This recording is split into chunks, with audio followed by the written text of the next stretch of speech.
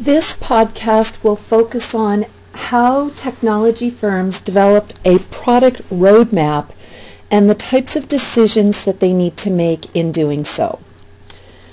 A technology map is defined as a stream of new products that the company plans to develop over the next planning horizon.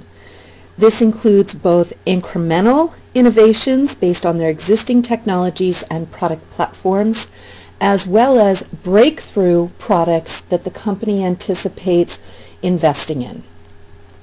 One of the main purposes of a technology roadmap or blueprint is to help in making resource allocation decisions. In this sense, this is very much an integral part of strategic planning, and when a company commits resources to new product development, it must do so on the basis of which technologies have the greatest likelihood of being successful in the market in the future. But because technology markets change rapidly, as we learned in Chapter 1 with all of the various sources of uncertainty, these technology roadmaps must be flexible and must be updated on a regular basis. There is 4 steps in the technology mapping process, and we'll go through each of these steps with a high level of detail so that you know not only what the step is, but actually how to make decisions at each of the steps. Step 1 essentially is identifying the technologies that a firm has at its disposal. Just as when you type in Google Maps for directions on where you want to go, you always have to start with your starting location. Similarly, technology road mapping requires that before a company can know where it wants to go, it has to know where it's starting. So this first step essentially takes an exhaustive inventory of the firm's technology assets. As we learned in Chapter 1, there are a variety of definitions of technology and innovation. Product technologies or product innovations are the technologies that a firm sells in the marketplace to its customers. Process technologies or process innovations are ideas that the company has come up with to actually run its business.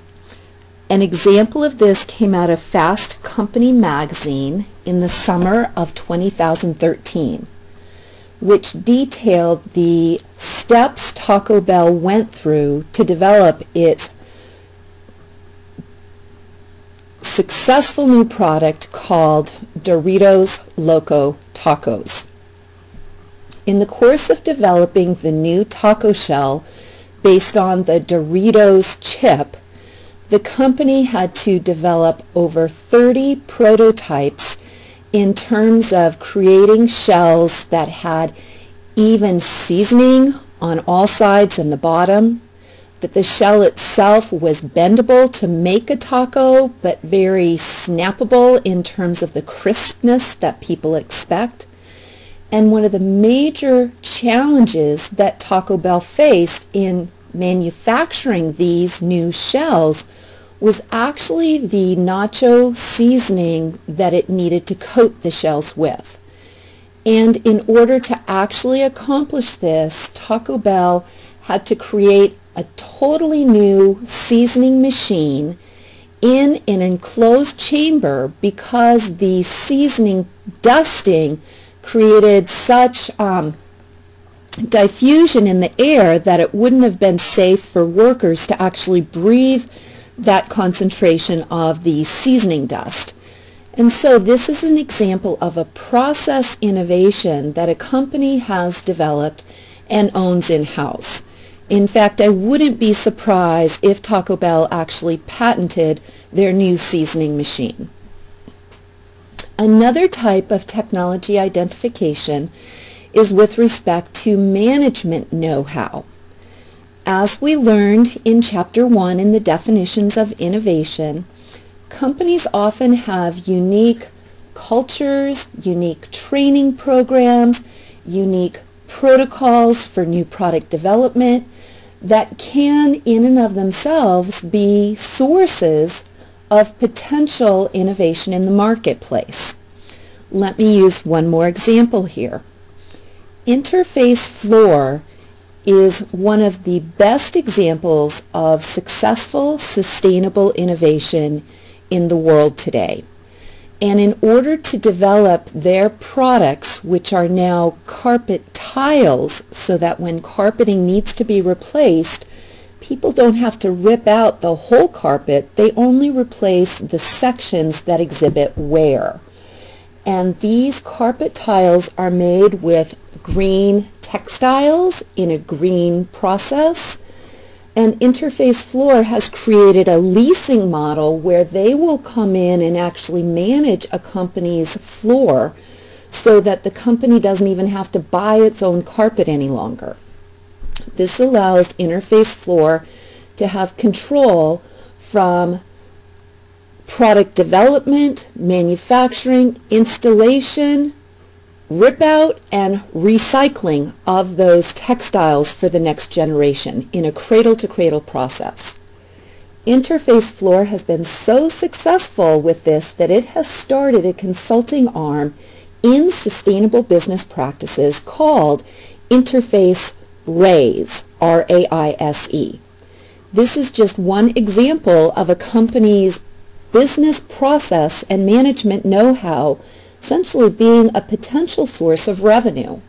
I could go through many other companies that have done this. For example, Zappos invites people in to study its unique culture of customer service. After a company has an exhaustive inventory of all of its sources of saleable technologies, then it has to decide on where it wants to go in the future. So this is where it's going to plug in a destination point in its mapping decision. And the way that it plugs in where it wants to go is it has to examine very carefully what are the trends that are going to be affecting its business in the future. This is where a SWOT analysis is a critical part of a technology roadmap decision. And essentially it helps a firm highlight what its areas of weakness are that it will need to develop in terms of new technologies in order to stay abreast of changing markets. So for example, when we think about a company like Google looking at mobile advertising as a trend in the future, it definitely realizes that it has to add mobile advertising capabilities in order to stay abreast of that trend towards Web 3.0 technologies. Once the company identifies what additional technologies it will need to compete effectively given trends of the future, it faces what is called the classic make versus buy decision. This decision essentially equates to a buy decision means the company will make an acquisition in the external marketplace in order to add those new technologies. For example, as we know, Microsoft just acquired Nokia to gain access to its strong mobile phone technologies. Google made an acquisition of Motorola Mobility. Google also made an acquisition of a company called AdMob, meaning advertising for the mobile market. Internal development, on the other hand, means that a company puts its own R&D into developing new technologies. In other words, it makes those new technologies in-house through its own investments. And of course, we've learned previously that partnering across the supply chain and the ecosystem is another option between internal development and external acquisitions, where some sort of a joint venture or agreement might be formed for joint development. What we see on the next slide are the factors that lead a company to the decision about internal development or make compared to external acquisition or buy. I am going to ask you to cover each of these factors on your own by reading the text, and I'm going to highlight just a couple of those factors here. When a company looks at the development risk involved in building new technologies that it needs, the development risk will be lower for in-house development when the company is moving into a new technology arena that is close to its existing skills and capabilities. And of course, this just makes logical business sense based on the core competency model of strategy. In addition, if a company wants to keep its technology developments confidential, it tends to do that development in-house because there's less risk of industry secrets getting out. This third factor on internal development actually is a factor which leads a company to internal development, but it's not considered to be very functional or healthy. The not invented here syndrome essentially means that a company has arrogance. Another word for this is hubris, where it believes its engineers are so smart that unless they developed new technologies in-house, they're simply not as good as they could have been. So this NIH factor or characteristic leads a company to in-house development when it actually could be possible that good enough or even better technology might be found through external partners. We can couple this third factor with some of the information from Chapter 5 on strategic alliances. On the other hand, what are the factors that lead a company to external acquisition? These seem quite obvious. If another company has already developed the technology, then certainly it saves time and effort to make an acquisition. Other companies, therefore, would have taken the risks first. Remember from Chapter 2, we saw that pioneers are on the bleeding edge and they sometimes take the arrows in the back. Acquisitions can also be made in order to keep up with competitors who have new technology, whether they actually buy those competitors outright or buy another company's technology in order to keep up with competitors who are already moving in that space. And certainly, a firm can make an acquisition if the firm that they're buying has an existing brand name or marketing capabilities in the area that the new technology will be in. Essentially, you're buying not only the technology, but also the intangible brand assets as well as the marketing capabilities. The third factor in technology mapping essentially says, okay, we've taken identification of what we own. We know what we need to add to our portfolio to keep abreast of emerging trends. And now a company actually has to decide what precisely does it plan on bringing to the market. This is called a what to sell strategy. And the critical issue is how much marketing risk the firm will incur at different levels of this continuum of options. The continuum of options goes from, on the one hand, a company can sell its know-how, its intellectual property that might be found in a patent, for example. The next level is that a company may have proof of concept that their technology actually works in practice. A third option is to sell components or ingredients of a final technology to other manufacturers, known as OEMs. OEMs are original equipment manufacturers who buy components from other upstream suppliers in order to assemble a final product. A company, of course, can bring a final product to the end user, whether that end user is a consumer or a business user. And companies can also engage in services where rather than selling products, they actually provide the whole product solution as defined by Jeffrey Moore in Chapter 7. Now, when we look at this continuum of options, essentially the underlying dimension from the customer's perspective is how much more investment does the customer need to make in order to derive the intended benefits of the technology. So let's think about this for each of the 5 points.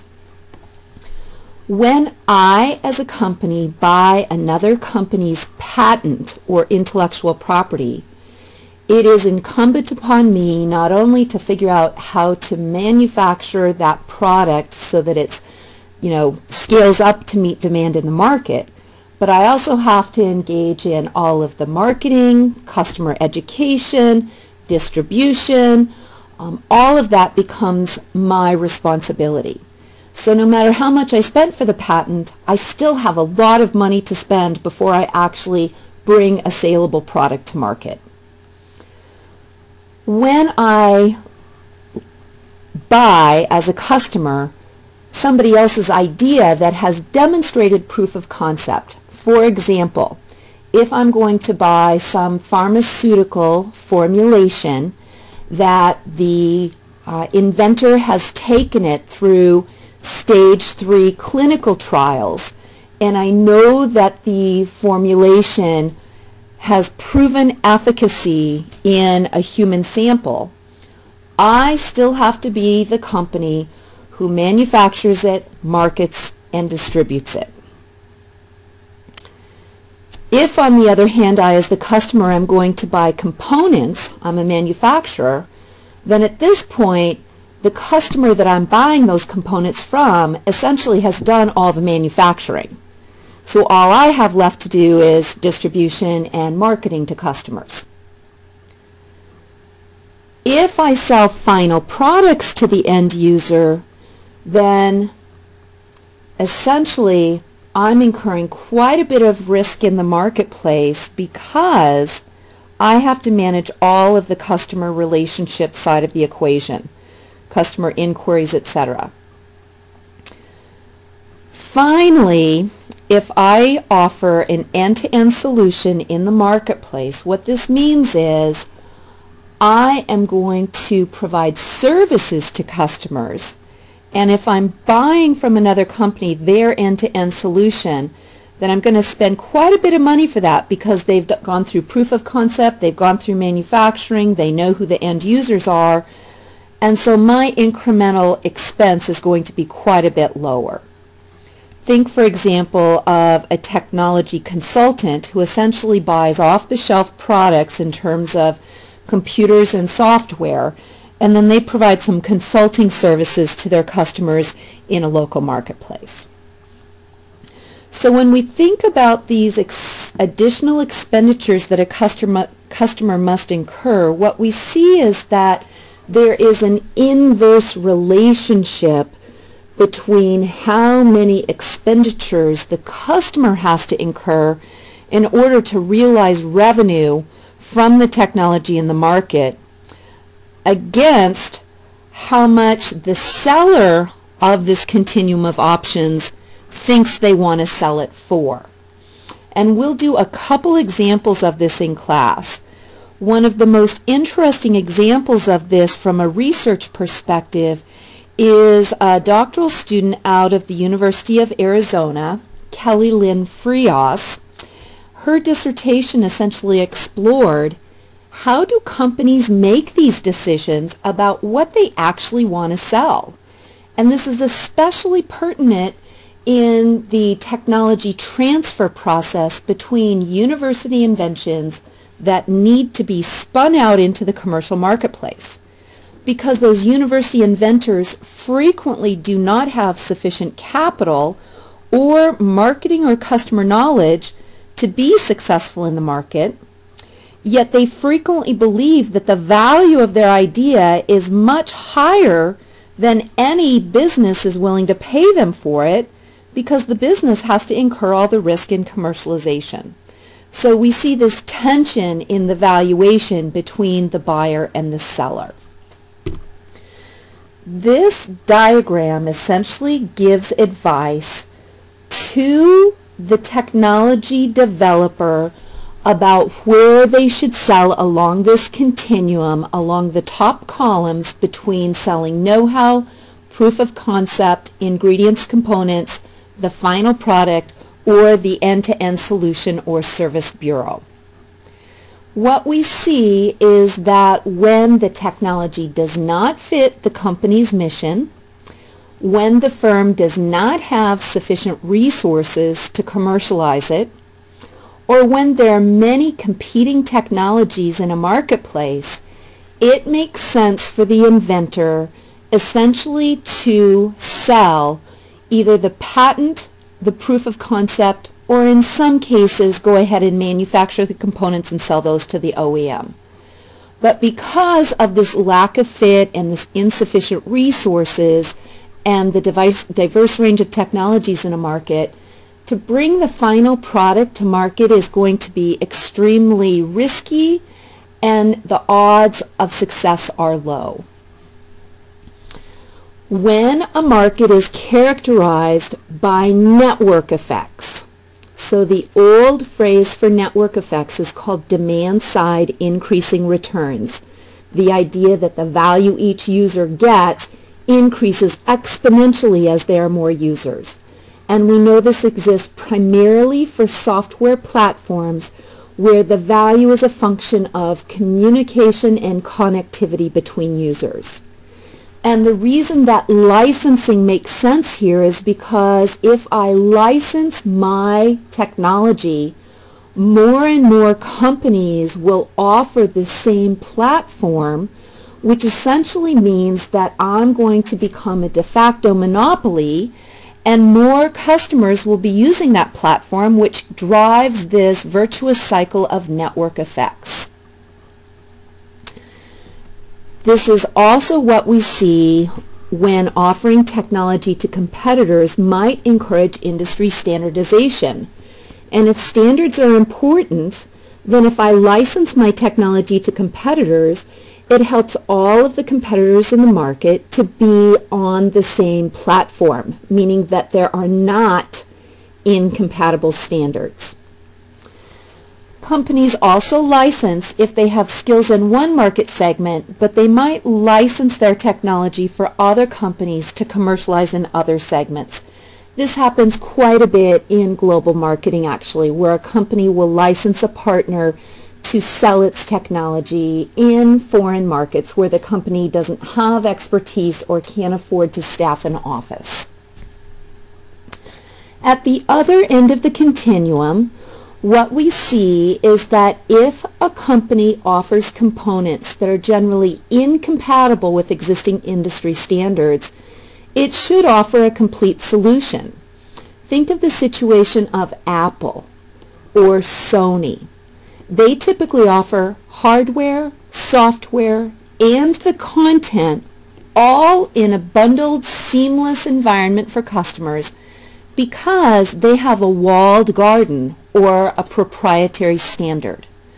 Tesla is currently doing this in the electric vehicle market, where they have their own charging standards and their own charging stations, and they're offering the complete solution in the market.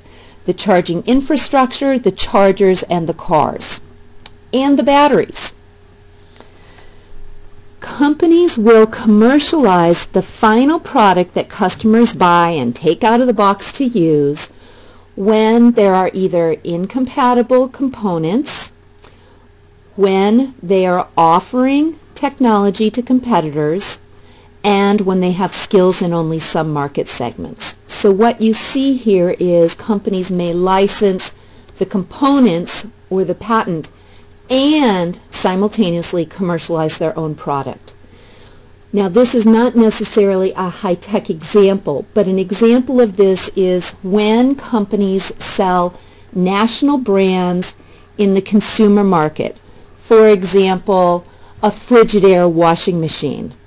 Who makes Frigidaire? Frigidaire. What else does Frigidaire make? They actually make off-brands or store labels for other companies. I'm not sure if they make the Kenmore or Sears brand washing machines, but in that case they're actually allowing a competitor to use their underlying technologies under their competitor's brand name, because we know that there are different segments in the market, and segments who buy store brands at a lower price compared to segments who buy national brands at a premium price. Essentially, this license and commercialize gives a company access to multiple segments without risk of cannibalizing its own product line or potentially diluting its superior brand image.